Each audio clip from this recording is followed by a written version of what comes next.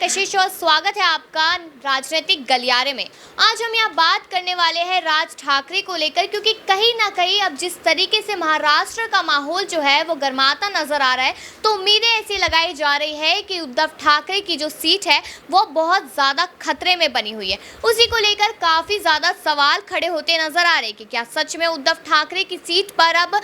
जो बादल है वो खतरे के मंडराते नजर आ रहे हैं। उसके साथ साथ यहाँ पर ये भी कयास लगाए जा रहे हैं कि कहीं ना कहीं राज ठाकरे अब सियासत को अपना सकते हैं, क्योंकि भगवा के रंग में रंगते नजर आ रहे हैं। तो इस तरीके के कयास लगाए जा रहे हैं। एक तरफ नवनीत राणा की जेल से रिहाई काफ़ी कुछ कहती नजर आ रही है कि उनकी जेल से रिहाई होने के बाद उद्धव ठाकरे एक बार फिर से डरते नजर आ रहे हैं। तो महज आज इन्हीं सब चीज़ों को लेकर आज हम चर्चा करेंगे कि आखिरकार यहाँ पर क्या राज ठाकरे आने वाले समय में सीएम पद का चेहरा नजर आ सकते हैं, या फिर ये देखना होगा कि उद्धव ठाकरे यहाँ पर खुद अपना पद छोड़ते हुए नजर आएंगे, क्योंकि जिस तरीके से इस्तीफे की लगातार मांग की जा रही है। तो आज हम अपने स्टूडियो में मौजूद है, तो हमारे साथ जूही मैम यहाँ पर है। तो जूही मैम, आपसे सवाल ये है कि राज ठाकरे को लेकर काफ़ी कयास लगाए जा रहे हैं, भगवा के रंग में रंगते नजर आ रहे हैं, कहा जा रहा है कि बीजेपी से हाथ थामा जा सकता है। तो क्या लगता है उस चीज़ को लेकर कि योगी आदित्यनाथ से मुलाकात काफ़ी कुछ कहने लायक होगी?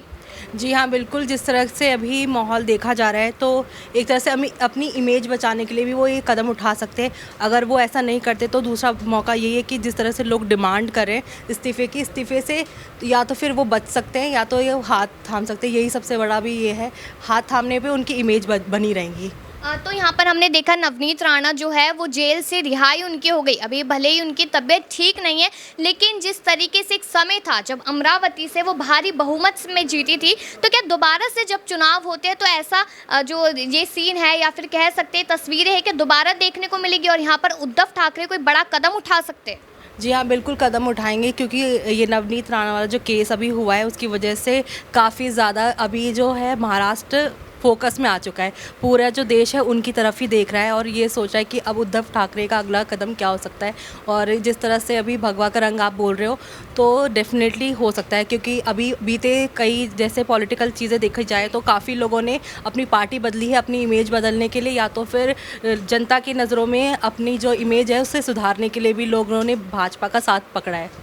देखिए, यहाँ पर जूही मैम का जिस तरीके से कहना था कि कहीं ना कहीं उद्धव ठाकरे यहाँ एक बड़ा कदम उठाते हुए नजर आएंगे, लेकिन देखने वाली चीज़ तो यहाँ पर ये आ जाती है कि जहाँ पर नवनीत राणा रिहाई पर छूटी है, उनको काफ़ी शर्तों पर उनको जमानत दी गई है, तो उसके बाद भी यहाँ पर क्या बड़ा फैसला लेते हैं उद्धव ठाकरे? क्या उनमें डर है इस चीज़ को लेकर? इसके साथ साथ हम अंजलि से भी यहाँ बात करना चाहेंगे। अंजलि, लगातार हम ये चीज़ देख रहे हैं कि उद्धव ठाकरे में डर बना हुआ है, क्योंकि सियासत काफ़ी ज़्यादा गर्मा चुकी है। वहाँ पर भगवा के में राज ठाकरे रंग रहे हैं, यहाँ पर जो नवनीत राणा है उनको लेकर भी लगातार बीजेपी की तरफ से कुछ ना कुछ बयान आ रहे। तो क्या लगता है कि क्या आने वाली तस्वीरें होगी?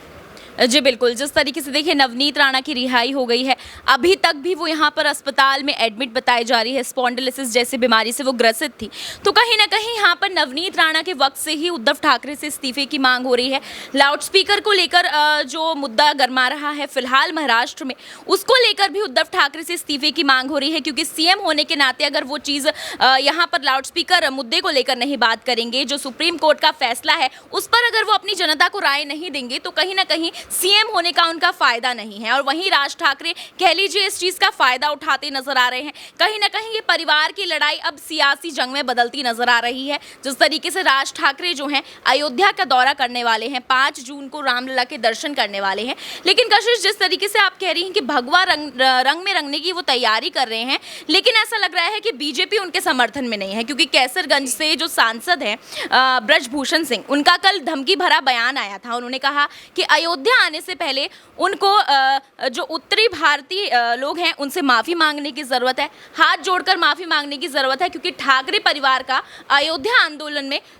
कोई भी हाथ नहीं रहा है, जिससे वो चाहते हैं कि राज ठाकरे जो है अयोध्या में ना आए और उनकी एंट्री तब तक वहां नहीं होगी जब तक वो वहां के लोगों से हाथ जोड़कर विनती कर माफ़ी नहीं मांग लेते। तो कहीं ना कहीं देखिए सीएम पद की अगर बात करते चले यहाँ पर कि उद्धव ठाकरे अगर इस्तीफा देते हैं तो राज ठाकरे के चांसेस कहीं ना कहीं बढ़ सकते हैं। एक आखिरी सवाल है अंजलि आपसे, मैं रोकना चाहूँगी आपको यहाँ पे। जिस तरीके से हम देख रहे हैं कि राज ठाकरे तो कहीं ना कहीं भगवा रंग में रंग रहे, जो बार बार हम बात रिपीट कर रहे हैं, लेकिन यहाँ पर उद्धव ठाकरे अपने अपने बेटे आदित्य को लेकर भी एक बड़ा बयान यहाँ पर जारी किया था। तो क्या वो अपनी सीट को लेकर डर रहे हैं और वो राज ठाकरे के बराबर में अपने बेटे आदित्य को खड़ा करना चाहते हैं? जी बिल्कुल कर सकते हैं। यहाँ पर जिस तरीके से आदित्य को लेकर भी यहाँ पर वो अगर बड़ा बयान कर रहे हैं तो ऐसा हो सकता है कि कहीं ना कहीं वो राज ठाकरे के अपोजिट जो हैं उनको ले सकते हैं, उनको अपोजिट, क्योंकि एक स्ट्रॉन्ग कैंडिडेट के रूप में आदित्य एक यूथ का नया चेहरा बन सकते हैं। तो कहीं ना कहीं जो उद्धव ठाकरे हैं ये चीज़ का ऐलान ज़रूर कर सकते हैं और कहीं ना कहीं उनका देखिए सीएम पद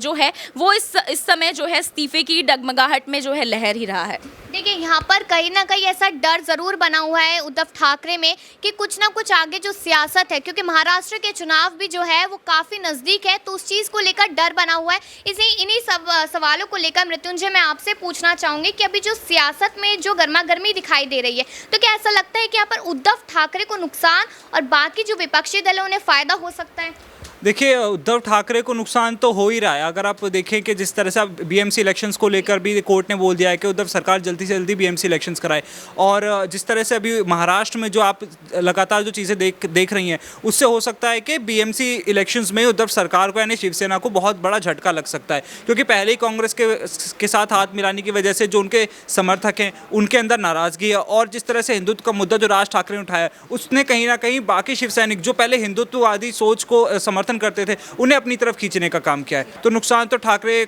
सरकार को हुआ ही है। तो यहाँ पे एक खबर मैंने ऐसी सुनी थी कि लगातार यहाँ आ रही थी कि उद्धव ठाकरे को ज़रूर यहाँ पर नुकसान हो सकता है, लेकिन अगर जिस तरीके से राज ठाकरे को समर्थन मिल रहा है और महाराष्ट्र में चुनाव भी नज़दीक है, तो कहीं ना कहीं ऐसा हो सकता है कि सीएम का चेहरा यहाँ पर राज ठाकरे दिखाई दे। देखिए, बिल्कुल हो सकता है राज ठाकरे सीएम का चेहरा नजर आ सकते हैं, लेकिन बात यह है कि अगर सीएम चेहरा राज ठाकरे रहेंगे तो फिर देवेंद्र फडणवीस वहाँ पे क्या करने वाले हैं, क्योंकि कहीं ना कहीं राज ठाकरे को बीजेपी की ज़रूरत पड़ेगी सरकार वहाँ पर बनाने के लिए, और अगर बीजेपी की ज़रूरत उन्हें पड़ती है सरकार बनाने के लिए तो पेच वहाँ पर फंस सकता है। फिर देखिए, पूरी तरीके से तो नहीं कहा जा सकता, क्योंकि बस अभी इन चीज़ों को लेकर, इस पद को लेकर कयास लगाए जा रहे हैं कि ऐसी खबरें सामने आ सकती है। राज ठाकरे को यहाँ पर सीएम पद का अभी तक कुछ खबर नहीं आई है, लेकिन देखना यही है कि आने वाले चुनावों में किस तरीके से किसको फ़ायदा और किसको नुकसान होता है। उद्धव ठाकरे को यहाँ फैसले लेने की ज़रूरत है, उन्हें अपनी पार्टी को संभालने की ज़रूरत है, बस यही देखना है। और बाकी ऐसी बड़ी खबरों के लिए मिलते हैं फिर से इसी समय पर राजनीतिक गलियारे में, और देखते रहिए राजनीतिक गलियारा। नमस्कार।